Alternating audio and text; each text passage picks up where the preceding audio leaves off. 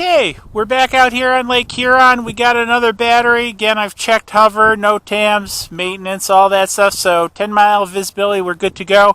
I'm using the tab this time with the OTG hooked up, and we're going to see what happens with it. Because even if I don't get telemetry, I'm flying line of sight, so telemetry is not that big. It's nice to have. I'd rather be able to see the camera. And as you noticed in the previous flight we did, I just didn't have that. So I'm going to go ahead and I'm going to do a takeoff. Now, the interesting thing, the takeoff works. So I'm putting it in the air. I want to start video recording working, just kind of checking things around. It's getting a little bit windy out here, so I'm going to go ahead and take it up. And I want to do some out over the ice flying again. And I want to gimbal this guy down, get some good ice views. And what I'm going to do is I'm just going to kind of walk it out there. And again, get some good ice views. So, I'm not having disconnection issues or anything like I was having before. Just kind of spin it around. I want to get some different ice views here. And no telemetry, but I am getting video, and that's more important to me than telemetry because I have line of sight of it. So, and that's what we have to do is keep line of sight. So I know where it's at. So it's just kind of a plus having the telemetry stuff. Just kind of flying it down.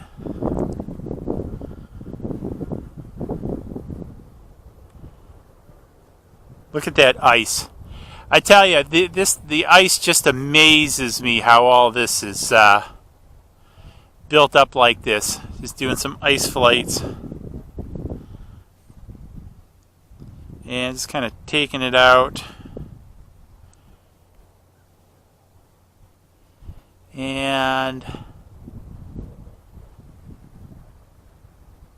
going to take it back up. The wind's kicking up a little bit. I'm kind of shaded from the wind here. I'm surprised I'm not getting any wind warnings.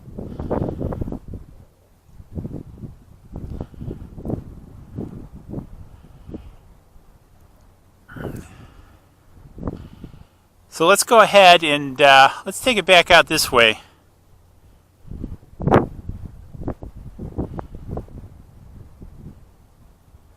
Fly across that sheet of ice out towards that open water.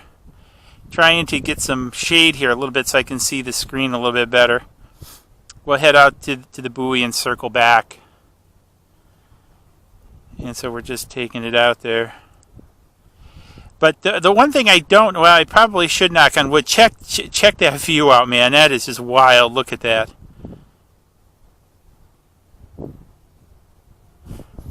That is just wild.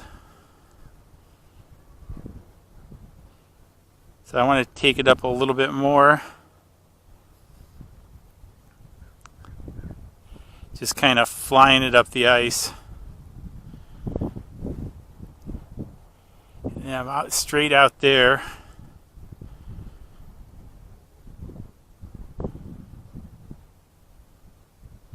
And just taking it out. We got people out here now walking on the beach in the middle of winter.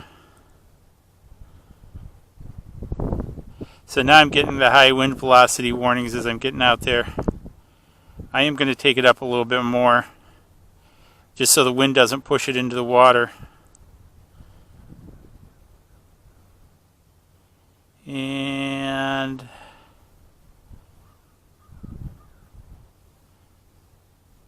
still looking good on my battery life.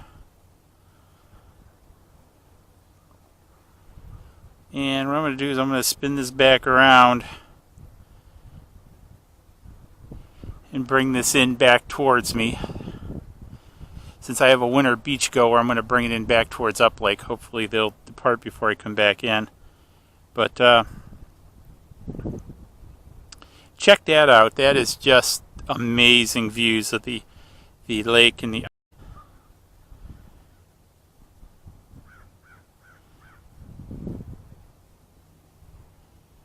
and I want to spin it back around this way.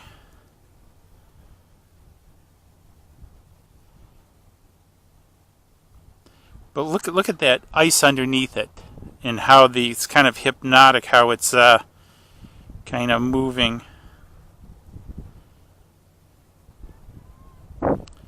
And I want to bring it back kind of centered towards me because the wind is kicking up a little bit. Okay, so we got our beach walker out of the way. Safety first. And so we're just kind of bringing it back in this way.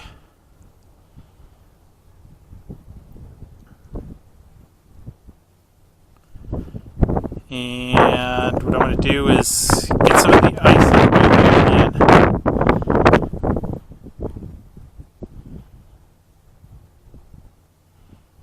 And I want to gimbal it straight down.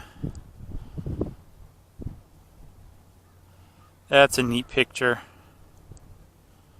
And then what I want to do is just kind of take it up in altitude. Check that out as I'm taking it up, the pullback of that. Just amazing.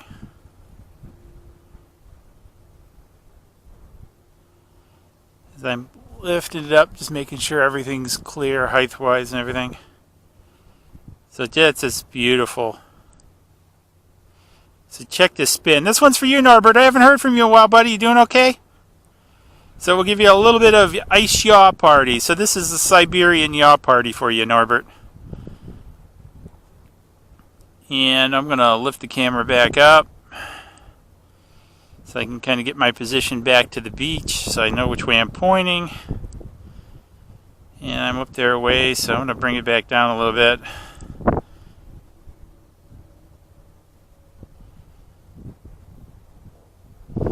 Yeah, actually, what I'm going to do is I'm just going to initiate return to home and bring it back. It's right up over there. And so I'm just going to bring it back this way. And there it is. Buzzing away. Oh, geez. It's getting kind of cold out here. But, you know, again, the OTG is still working. It's just I'm not getting telemetry. The one thing I miss about telemetry is the altitude. You know, a couple of people noted that it is sending telemetry because in the return to home, it is giving a distance up at the top, but the bottom telemetry is simply not working, which is like, what the heck. So, definitely the location positioning on this isn't as good as the Mavic. But I don't think one would expect that. So again, I'm just kind of watching it come down.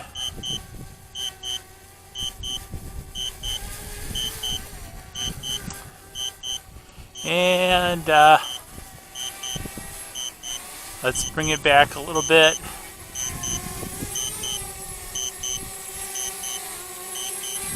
And let's save out the video.